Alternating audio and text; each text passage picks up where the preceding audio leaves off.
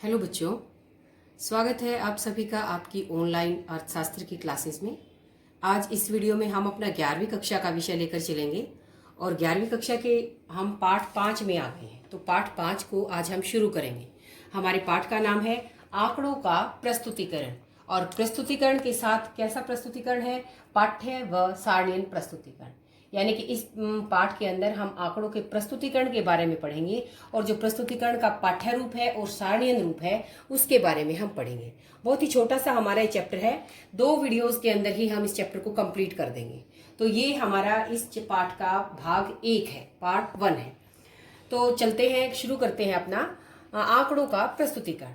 आप लोगों को अगर मैं ध्यान दिलाऊं, पीछे जब हमने स्टार्टिंग में पढ़ा था कि भाई आंकड़ों का एकत्रीकरण क्या होता है, सबसे पहले तो हमने आंकड़ों के एकत्रित करने की विधियां पढ़ी थी।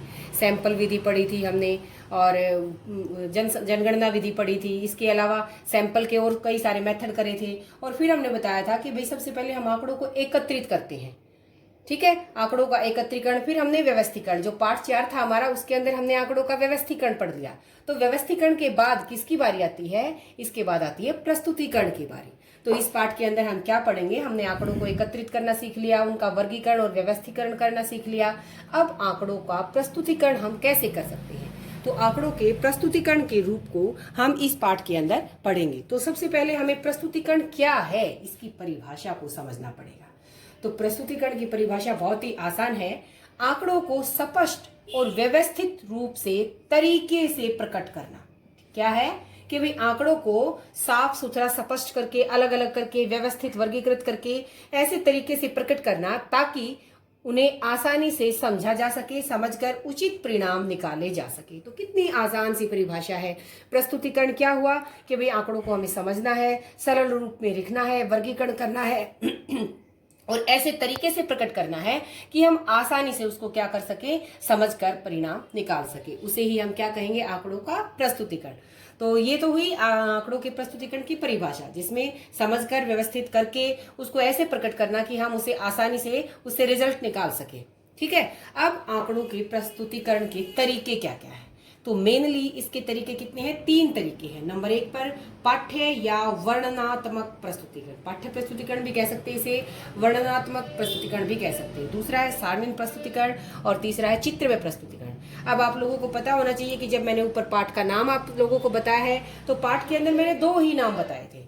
तो यहाँ मैंने बता दिया प्रस्तुतिकरण 3 होते हैं। तो इस पाठ के अंदर हम ये 2 रूप ही पढ़ेंगे, पाठ्य और सारणीय। जो ये तीसरा रूप है चित्रमय प्रस्तुतिकरण, इसे हम अपने चैप्टर 6 के अंदर पढ़ेंगे, आगे पढ़ेंगे।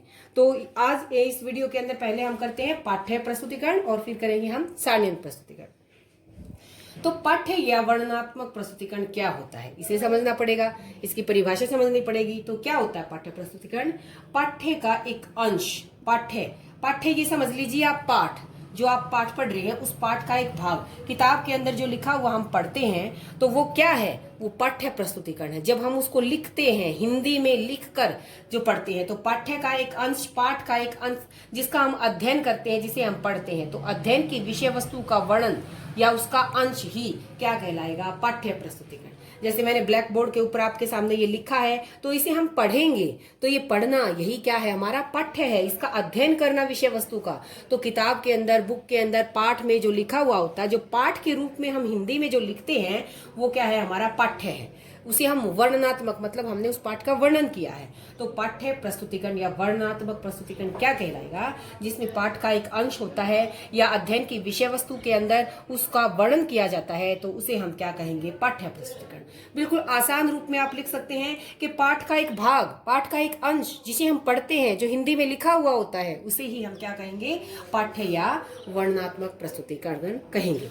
अब इसे एक उदाहरण के माध्यम से और समझ लेते हैं। उदाहरण देखिए, उदाहरण में मैंने क्या लिखा है कि दिल्ली में जूते बनाने की एक फैक्ट्री है और फैक्ट्री में हड़ताल है। तो दिल्ली में जूते बनाने की फैक्ट्रियों की हड़ताल में 50% कर्मचारी काम करते हुए व शहर की 20 कंपनियों में से केवल 2 पूर्णतः बंद थी। तो अब ध्यान से देखिए, मैंने कोई तालिका नहीं बनाई, कोई टेबल नहीं बनाया, कोई चित्र नहीं बनाया, पाठ के रूप में लिख रखा है। अब जो आंकड़ा है वो तो अंकों में आज आ सकता है, लेकिन बाकी का सब कुछ क्या है? हिंदी में लिखा हुआ है।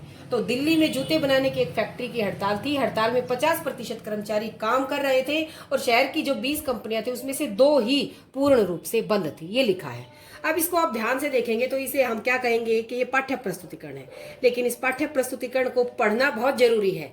बगैर पढ़े हम नहीं बता सकते कि इसके अंदर क्या लिखा हुआ है। अब हमें 50 दिख रहा है, 20 दिख रहा है, 2 दिख रहा है, लेकिन हमें क्या पता 50 क्या है, 20 क्या है, 2 क्या है। जब हम इसको ध्यान से पढ़ेंगे तभी हमें पता चलेगा कि ये क्या कह रहा है कि जो 50% कर्मचारी थे वो काम कर रहे थे और जो 20 कंपनियां कहाँ की थी, शहर की थी, और उन 20 कंपनियों में से केवल 2 ही बंद थी, यानी कि 18 कंपनियां खुली हुई थी। तो जब तक हम इसे ध्यान से नहीं पढ़ेंगे तब तक हमें ये पता नहीं चलेगा कि हमें क्या बताने की कोशिश की गई है, क्या बताया गया है। तो हमें उसे पढ़ना और समझना जरूरी है।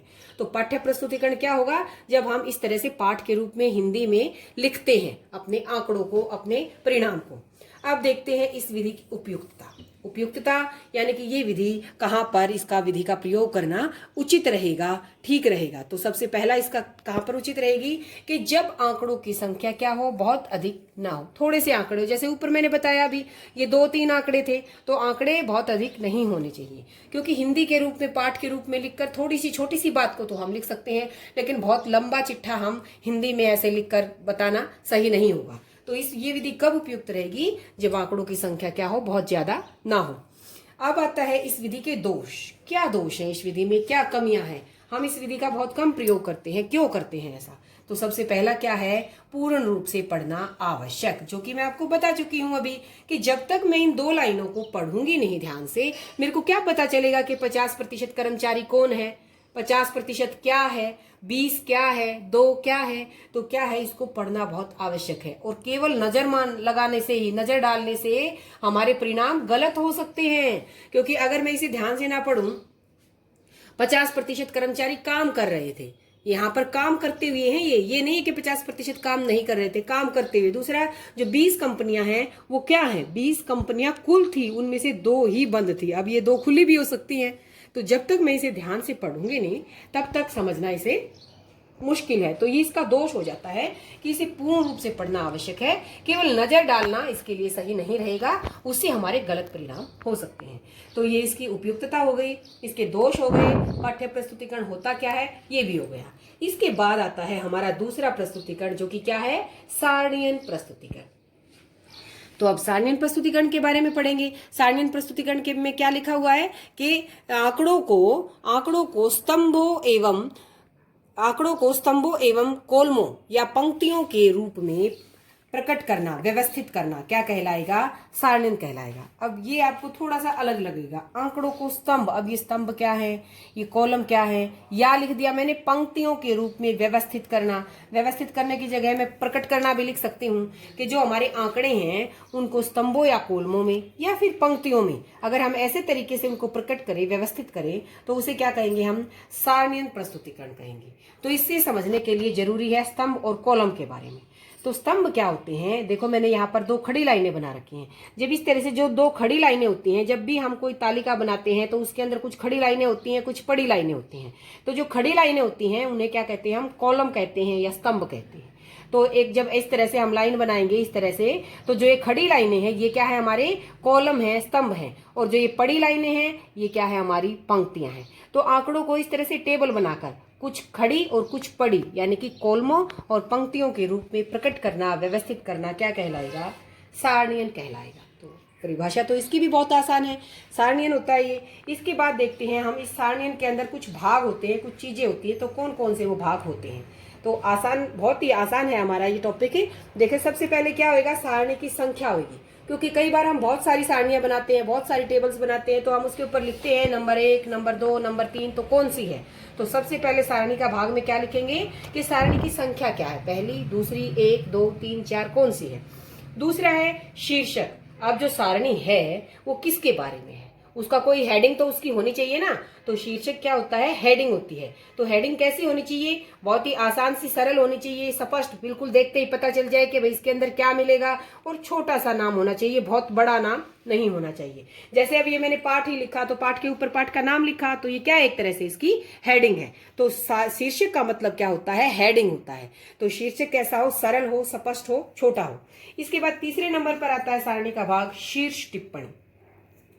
शीर्ष टिप्पणी होती है शीर्षक के ठीक नीचे। जो हेडिंग है उस हेडिंग के बिल्कुल नीचे, हेडिंग तो छोटी सी होएगी तो उसको थोड़ा सा अगर हम बड़ा करके लिखेंगे तो उसके ठीक नीचे हम उसकी शीर्ष टिप्पणी दे सकते हैं, जिसे हम हेड नोट भी बोलते हैं। शीर्षक के बिल्कुल नीचे, जो ये शीर्षक है इसके बिल्कुल नीचे आएगी शीर्ष टिप्पणी। इसके बाद होती है पंक्ति शीर्षक। मैंने आपको बताया कि ये लेटी हुई लाइनें पंक्तियां हैं, तो इस पंक्ति में क्या है, इस पंक्ति में क्या है, तो इन पंक्तियों के जो शीर्षक है उसे क्या कहेंगे हम, पंक्ति शीर्षक।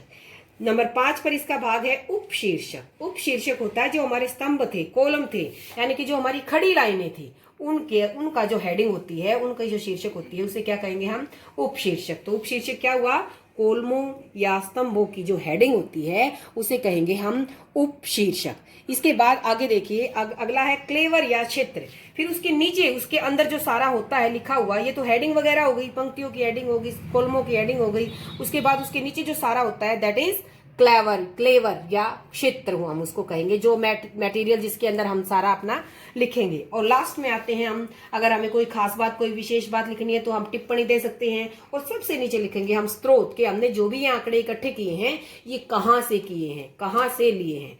तो ये 8 हमारे क्या है, सारणी के भाग है। बहुत ही आसान है। अब इन 8 भागों को मैं आपको एक सारणी बनाकर दिखाती हूँ और उसके अंदर बताऊंगी कि कहाँ पर ये भाग होते हैं। ये देखिए, मैंने यहाँ पर एक सारणी बनाई है। ये जैसे मैंने यहाँ पर लिख दिया सबसे ऊपर शीर्षक, इस ब्रैकेट के अंदर हम शीर्षक लिखेंगे।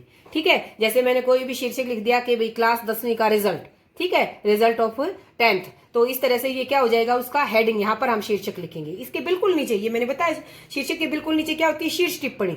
यहाँ हम उसको थोड़ा सा बड़ा करके लिख सकते हैं, ये तो छोटा सा होएगा, तो ये क्या हो जाएगी हमारी शीर्ष टिप्पणी। इसके बाद मैंने ये कुछ लाइनें बनाई हैं, ये इस तरह की जो लेटी हुई लाइनें होंगी ये क्या होंगी, हमारी पंक्तियां।